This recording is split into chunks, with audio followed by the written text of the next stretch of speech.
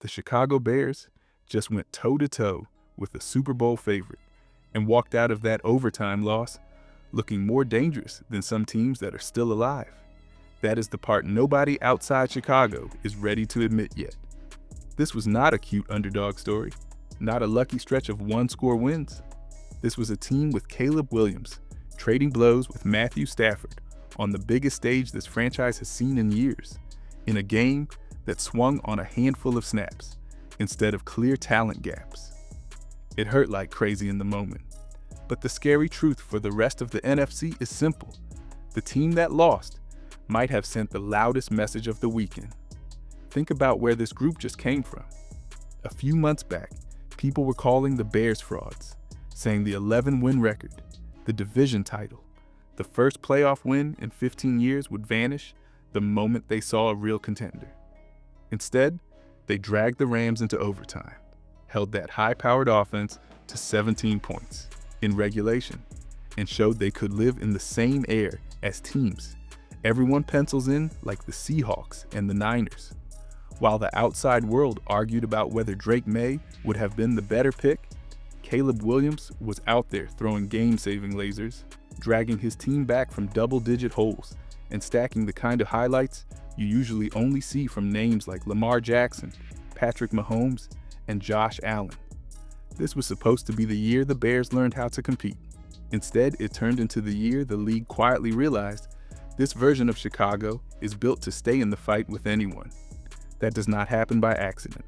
A franchise that felt lost around Caleb Williams as a rookie now looks like it has a clear identity, a real plan, and a head coach the locker room fully believes in. The offense suddenly has a run game that can bully people, route concepts that free stars all over the field, and a quarterback who is already talking about fixing his own flaws before camp even starts. The defense just put together one of its best performances of the season when it mattered most. All of that traces back to one turning point that changed everything for Chicago. The moment Ben Johnson took control of this team and quietly rewired how the Bears play football.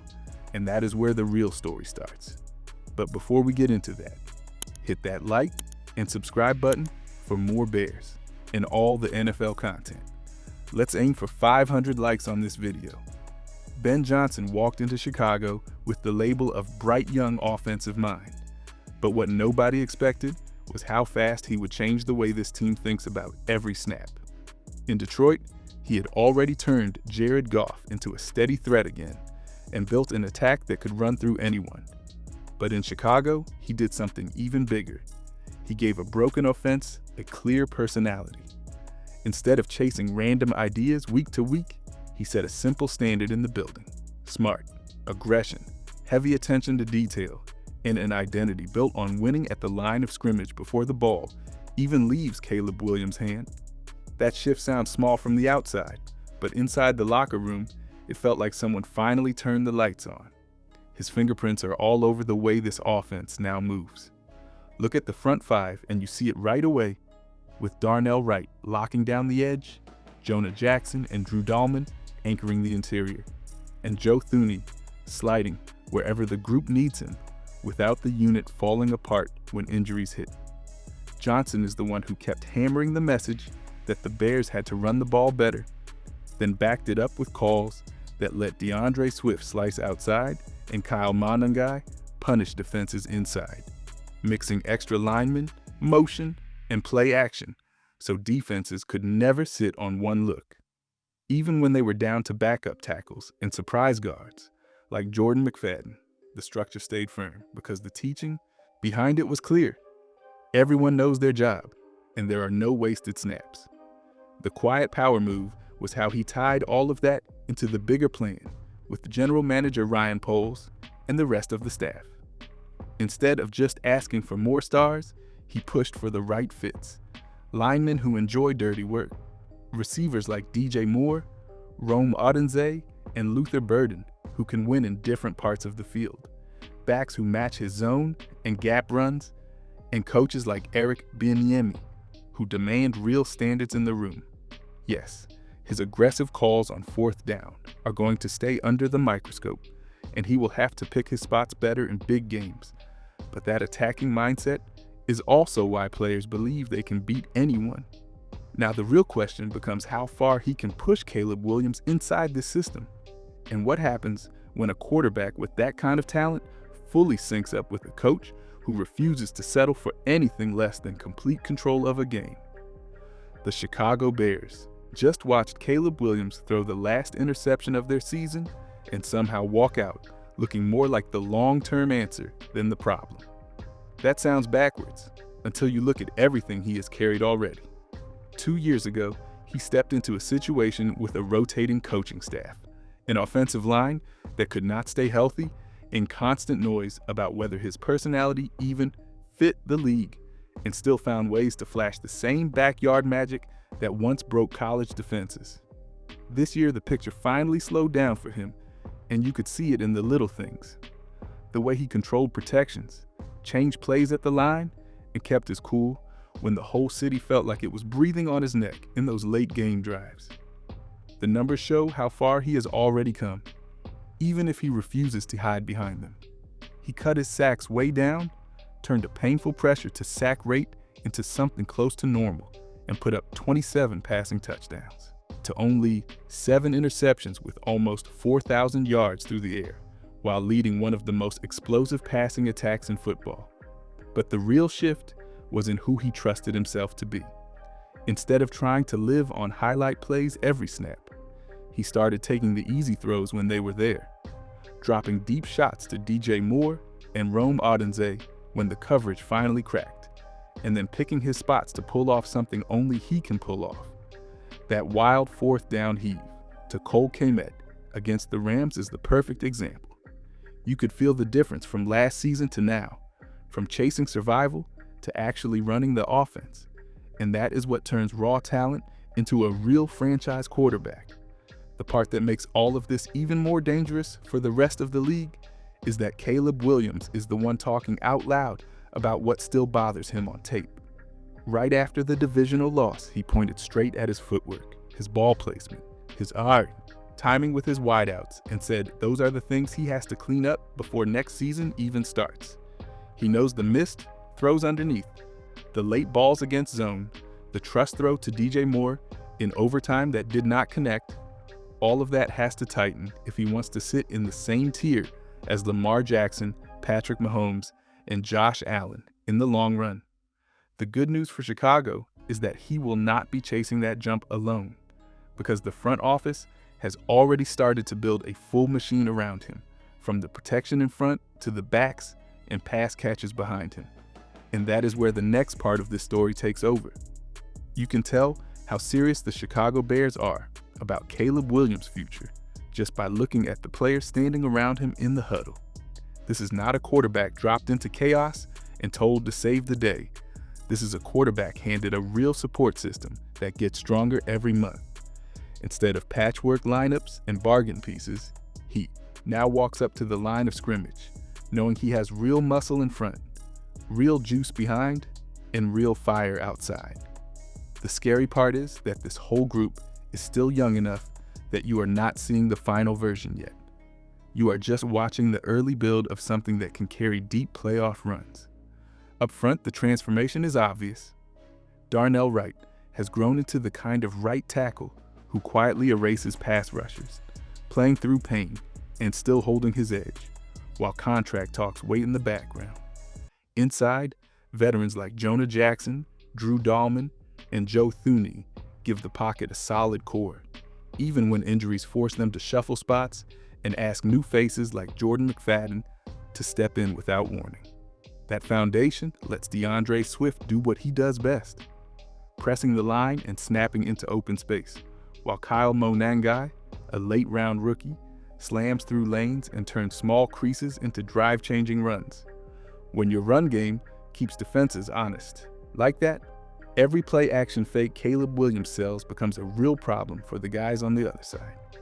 On the perimeter, the Bears have built a mix of weapons that all hurt defenses in different ways.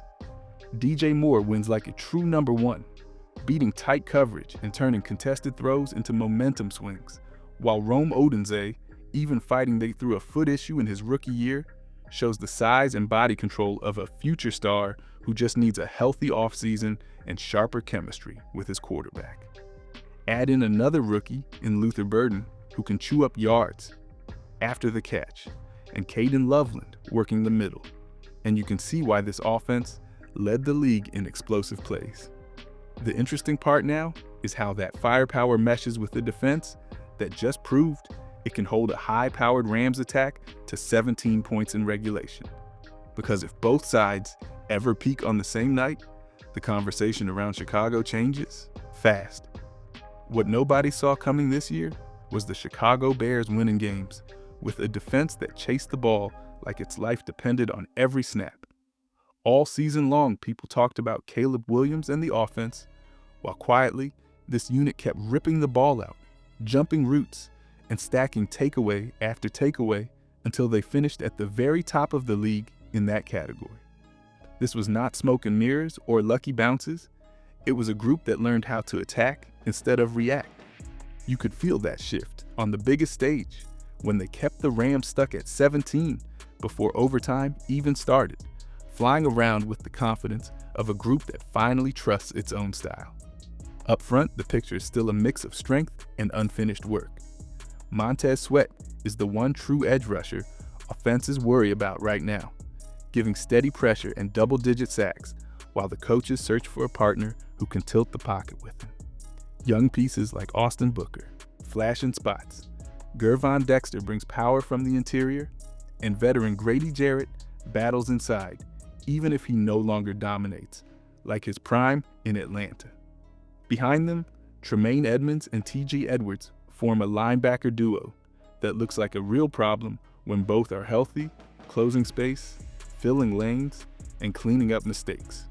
But injuries force depth guys like Ruben Hippolyte into big moments more often than anyone planned. The fact that this front still held up enough for the back end to feast says a lot about how hard they played when bodies started dropping. The real headline lives in the secondary, where almost every name had a stretch that changed at least one game. Jalen Johnson played like a true top corner when his groin let him stay on the field. Tariq Stevenson shook off last year's criticism and turned into a physical playmaker.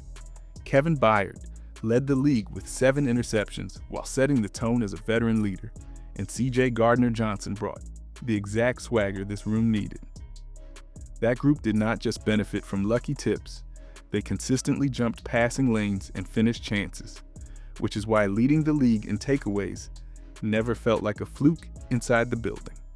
Now the challenge for Chicago is to layer more pass rush on top of that ball-hungry secondary and use this off-season to turn a dangerous defense into one that can close out big games without needing late miracles from the offense. This divisional game turned into one of those nights where every inch felt like it could rewrite the story of the entire season. Early on, you saw Caleb Williams dealing, moving defenders with his eyes, sliding in the pocket, and putting the ball where it needed to be. Then one moment changed the temperature. A strike to Rome. Odunze at the goal line slid through his hands, a play that was sitting there to put Chicago in control, and instead the drive flipped from almost certain points to a 4th down call that ended with the Rams taking the ball away. That is the kind of swing that does not show up in a simple box score, but you could feel how it opened the door to all the second guessing that came later. From there, the whole game turned into a test of details. DeAndre Swift and Kyle Monangai found success when they bounced runs to the edge, but the inside calls in tight situations kept crashing into a wall, especially on those 3rd and short and 4th and short snaps, where everybody in the stadium knew what was coming. Ben Johnson stayed aggressive, keeping the offense on the field and trusting his design instead of settling for easy kicks. And that mindset did give them a touchdown on one 4th down shot to DJ Moore. The flip side was brutal though, because on other drives that same belief left points on the field, and every empty trip made the pressure on Caleb Williams even heavier. By the time the 4th quarter hit, it felt like Chicago had outplayed the Rams in stretches and somehow still left the door cracked open for a veteran like Matthew Stafford to sneak through. Then came the wild finish that showed the full range of who this Bears team is right now. Facing a season-ending fourth down, Caleb Williams drifted all the way back, launched a desperate throw that almost no quarterback even tries, and somehow dropped it into Cole Kmet for a touchdown that kept the year alive and stunned the entire building. The defense answered with one more stand in overtime, forcing a punt and putting the ball back in their quarterback's hands with a chance to win it, only for a misread with DJ Moore to turn into a diving interception for a Rams defensive back. On the other side, Chicago's own near turnovers, tipped balls, and strip sacks that bounced the wrong way never quite turned into the takeaway that could have flipped the result. That mix of brilliance and frustration is exactly what the players and coaches had to face in the locker room and at their exit interviews. And it is why the conversation inside Hollis Hall now revolves around ownership, growth, and the specific moves they have to make before this window opens any wider. The day after the loss, Hollis Hall was all about ownership and what comes next, not excuses.